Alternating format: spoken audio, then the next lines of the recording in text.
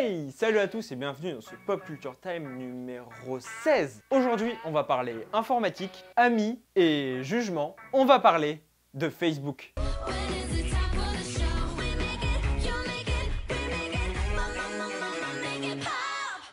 Facebook est donc un réseau social créé par Mark Zuckerberg en février 2004. Son origine est assez connue, mais je vais quand même faire un petit retour dessus. Facebook est né dans l'université d'Harvard, où se trouvait son créateur, Mark Zuckerberg. En fait, il venait de créer un site qui s'appelait FaceMash, où les étudiants devaient choisir entre deux filles du campus laquelle était la plus mignonne. Seulement, comme vous vous en doutez, le site fut rapidement interdit et donc fermé. Mais ça attira l'attention de trois autres étudiants qui voulaient créer un réseau social pour l'université, appelé Harvard Connection. Ils demandèrent donc à Zuckerberg de le programmer. Bon, en réalité, il leur piqua plus ou moins l'idée pour lancer son propre site. The Facebook. Ah, au moins on pourra pas se plaindre que je prends pas l'accent anglais. L'inscription était d'abord uniquement réservée aux étudiants d'Harvard, mais ça s'ouvrit très vite à d'autres universités. En 2005, la société enlève le « de » devant Facebook après l'achat du nom de domaine facebook.com pour 200 000 $. Et après avoir ouvert le site à d'autres sociétés comme Microsoft ou Apple, Facebook s'ouvrit au public le 26 septembre 2006. Il fallait simplement avoir moins de 13 ans et une adresse mail valide. Et c'est à ce moment-là que le site a réellement commencé à exploser. Le nombre d'utilisateurs ne cesse d'augmenter de manière vraiment impressionnante. Et le site en compte aujourd'hui plus d'1 milliard. Et donc, petit à petit, Mark Zuckerberg commence à créer un véritable empire autour de l'entreprise. Il rachète Instagram et tente même de racheter Snapchat pour plus d'1 milliard de $. En vain. En septembre 2015, Facebook annonce vouloir ajouter des nouveaux boutons d'empathie qui viendraient suppléer le classique bouton j'aime. Il y a donc désormais les emojis haha, j'adore, triste, grrr et waouh.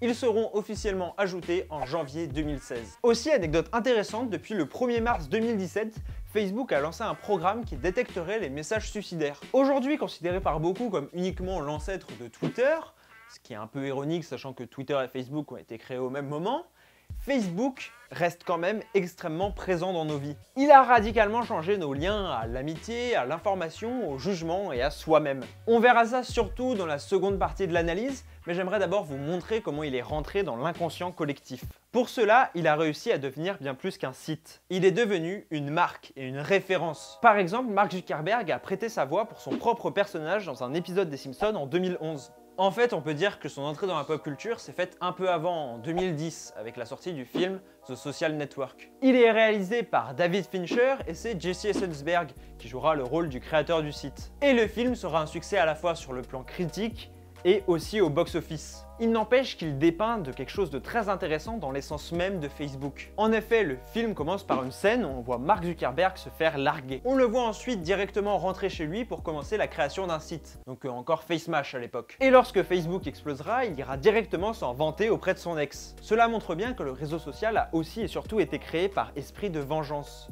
et non pour se faire un maximum d'amis. Et cet aspect presque vicieux de Facebook fait encore aujourd'hui débat. Le sociologue Antonio Casilli explique que selon lui, Facebook c'est un peu comme le McDonald's du web, que c'est presque un devoir culturel que de le critiquer. C'est vrai que Facebook n'a jamais fait l'unanimité, que ça soit aujourd'hui ou même lors de sa création, tout simplement car il est l'image du mass média, de la dérive des réseaux sociaux. En fait, le site rencontre deux gros problèmes. Un global qui touche à peu près tout le monde et qui concerne l'information, et un autre qui concerne plus l'ego et les personnes directement. Pour ce qui est de l'information, c'est surtout le problème des fake news.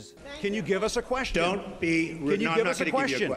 I'm not going to give you a question. Can you state categorically? You are fake news. Sir, go ahead. can you state? Ces informations partagées des millions de fois sans réellement être prouvées. Cela est dû au fait que les médias ne peuvent plus prendre du recul sur une information de peur d'être doublés par un autre. Aussi, plus de 100 000 $ de pub Facebook auraient été achetés par des Russes pour faire campagne à Donald Trump. Après, ça veut pas dire que c'est grâce à ça que Donald Trump a gagné, mais ça a sûrement dû influencer. Face à cela, des sites de fact-checking se sont mis en place et Facebook a tenté aussi de mettre en place un algorithme qui empêcherait les fausses informations de se diffuser. Mais j'aimerais surtout me concentrer sur les problèmes liés à l'ego avec Facebook. Selon moi, le réseau social a créé de la concurrence entre les personnes. C'est toujours la course pour avoir le plus de likes sur sa photo de profil ou encore l'album photo de vacances le plus classe. Et les juges sont les internautes qui décident ou non d'aimer un statut. Cet aspect constant de compétition finit par en épuiser certains. En effet, les études ne vont pas dans le sens de Facebook. De plus en plus de sociologues pointent du doigt le réseau social comme coupable d'entraîner des dépressions. Aller sur Facebook rendrait plus triste. Cela serait dû à une mauvaise prévision émotionnelle. Car en fait, lorsque l'on va sur Facebook, on pense passer du bon temps,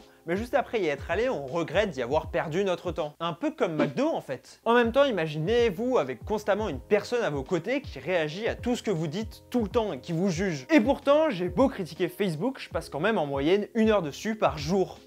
J'adore! De plus, ces mérites ne sont pas à démontrer, à la fois pour revoir des amis ou même faire des connaissances.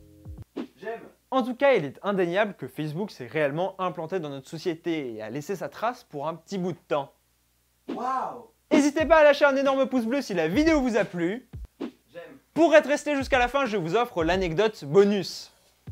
Waouh! Saviez-vous que depuis 2009, Facebook est interdit en Chine?